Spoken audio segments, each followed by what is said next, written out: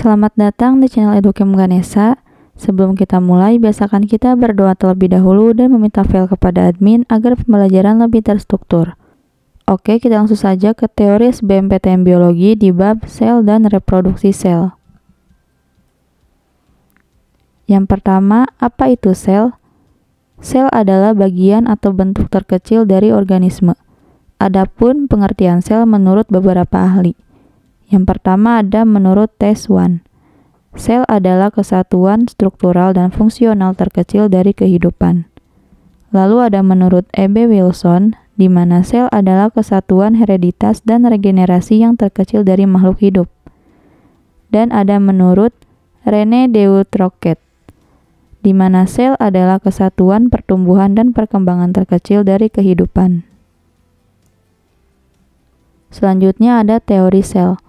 Yang pertama menurut Robert Hooke pada tahun 1635 sampai 1703. Beliau adalah ilmuwan pertama yang mempelajari sel mati pada jaringan gabus. Yang kedua ada Robert Brown pada tahun 1773 sampai 1858. Beliau sebagai penemu nukleus pada tanaman anggrek dan gerak tidak beraturan pada koloid protoplasma. Yang ketiga ada Johannes Purkinje pada tahun 1787 sampai 1858, di mana beliau mengatakan bahwa pengistilahan protoplasma pada cairan isi sel hidup. Yang keempat ada Matthias Kleinen dan T.Swan. Beliau sebagai pencetus teori sel yang isinya setiap makhluk hidup terdiri atas sel dan sel sebagai unit struktural dan fungsional. Lalu yang kelima ada Felix Durjadin. Pada tahun 1810 sampai 1860, beliau berpendapat bahwa cairan sel sebagai unit terpenting kehidupan dan memberi istilah sarkode pada isi sel hidup. Lalu yang keenam ada Max Kultje. Beliau menyampaikan bahwa sel adalah kesatuan dari unit fungsional atau sel sebagai dasar fisik kehidupan. Dan yang ketujuh ada Rudolf von Virchow. Beliau berpendapat bahwa semua makhluk hidup berasal dari sel-sel sebelumnya. Konsep ini dikenal dengan istilah omniselula selula. Selanjutnya ada struktur sel. Di sini saya sudah lampirkan dua gambar. Untuk bagian kiri itu adalah gambar struktur sel tumbuhan, dan untuk bagian gambar kanan itu adalah struktur sel hewan. Teman-teman bisa langsung memperhatikan gambar tersebut yang sudah terdapat keterangan-keterangan bagian-bagian struktur tersebut. Lalu selanjutnya ada susunan sel kehidupan. Yang pertama ada bahan mati yang terdiri dari dinding sel. Pada tumbuhan tampak nyata dari bahan organik seperti pektin, selulosa, hemiselulosa, lignin, dan suberin. Anorganiknya dari bahan silikat dan kalsium karbonat. Pada sel hewan semu sekaligus sebagai membran sel yang tersusun dari zat organik saja. Fungsi dari dinding sel adalah sebagai pusat proteksi menjaga agar bentuk sel tetap, sebagai timbunan nutrisi, yang dimana nutrisi organik di dalam sel berupa protein, karbohidrat, dan vitamin, sedangkan anorganiknya berupa mineral atau garam, serta sebagai pigmen yang merupakan struktur kimia pemberi warna pada sel yang beraneka macam warna yang disebut dengan kromatofora. Lalu yang kedua ada bahan hidup berupa protoplasma. Yang pertama ada sifat-sifat protoplasma, yaitu membentuk sistem koloid pada cairannya, ukuran molekulnya 0,001 sampai 0,1 mikron. Lalu berupa larutan jika ukuran molekulnya kurang dari 0,001 mikron dan disebut sebagai suspensi jika ukuran molekulnya lebih dari 0,1 mikron. Lalu yang kedua sifat koloid protoplasma, yaitu gerakan molekulnya tidak beraturan, gerakan molekulnya dipengaruhi suhu dan dapat mengalami perubahan kekentalan dari fase cair ke fase padat. Lalu ada penyelidikan senyawa kimia protoplasma, yaitu uji protein plasma dengan uji bioret atau triptopan.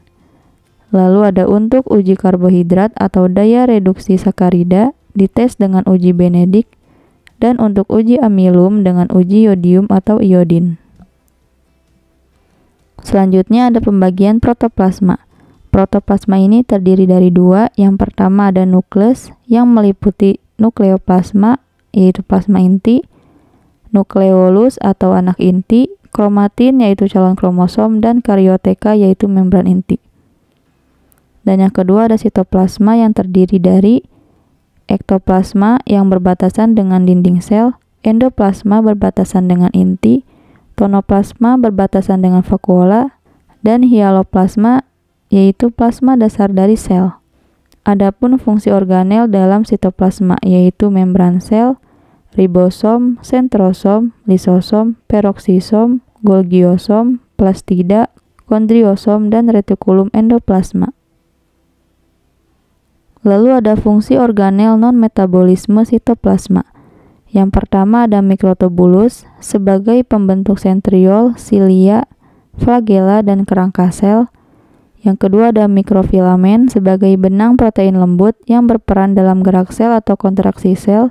Yang ketiga ada sentriol sebagai calon kutub pembelahan. Dan yang keempat adalah vakuola. Jika pada hewan misalnya protozoa sebagai pusat osmoregulasi atau pusat pengaturan tekanan osmosis sel. Sedangkan pada tumbuhan berfungsi sebagai penimbun sisa metabolisme, misalnya CA oksalat, tanin, lateks, dan alkaloid. Selanjutnya ada perbedaan sel eukariotik dan prokariotik. Untuk sel eukariotik memiliki membran inti sel, memiliki organela-organela seperti endoplasma, badan Golgi, dan mitokondria, serta terdapat beberapa sel yang memiliki alat gerak berupa flagela. Sedangkan sel prokariotik tidak memiliki membran inti, materi genetiknya terkumpul pada zona yang menyerupai inti yaitu nukleoid, tidak memiliki organela, serta tidak memiliki flagela, tetapi alat geraknya berupa silia yang hanya pada beberapa prokariotik saja. Lalu ada perbedaan sel hewan dan sel tumbuhan. Untuk sel hewan terdapat sentriol, adanya sentrosom, tak ada dinding sel, vakulanya kecil atau tidak ada, terdapat lisosom, badan Golginya jelas dan tumbuh tertutup. Sedangkan pada sel tumbuhan, tidak ada sentriol, tidak ada sentrosom, ada dinding sel, vakulanya besar, tidak ada lisosom, badannya berupa diktiosoma, dan tumbuhnya terbuka. Lalu ada membran sel. Yang pertama, model membran sel yang diusulkan oleh Davson dan Danieli pada tahun 1935 menyerupai sandwich bilayer fosfolipid di antara dua lapisan protein, dan model mosaik fluida pada tahun 1970 yang digunakan hingga saat ini. Lalu yang kedua ada membran sel yang tersusun dari komponen protein yang terdiri dari protein periferal, tidak tertanam di daerah lipid bilayer, dan protein transmembran. Lalu ada lemak yang terdiri dari lipid bilayer, di mana kepala bersifat hidrofilik sedangkan ekor bersifat hidrofobik. Dan ada karbohidrat yang umumnya berupa oligosakarida yang terikat dengan lipid. Yang ketiga ada fungsi membran sel, yaitu untuk melindungi sel, mengatur transportasi zat, dan menerima rangsangan. Lalu ada mekanisme transport sel. Yang pertama ada transport pasif, yang terdiri dari difusi, yaitu penyebaran molekul zat terlarut dalam larutan hipertonis menuju larutan hipotonis. Lalu ada osmosis, yaitu perpindahan molekul zat pelarut dari larutan hipotonis menuju larutan hipertonis. Yang kedua ada transport aktif, yaitu pengangkutan zat melalui membran semipermeabel dan memerlukan ATP, dibantu oleh pompa Na+ dan K-.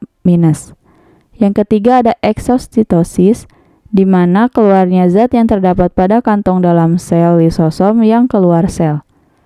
Yang keempat ada endositosis, yaitu masuknya zat ke dalam sel dan membentuk kantong. Lalu ada reproduksi sel.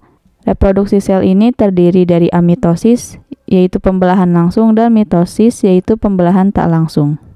Untuk amitosis, pembelahan langsung, itu pada organisme yang bersel satu. Contohnya adalah protozoa, sel induknya 2N dan sel anaknya 2N.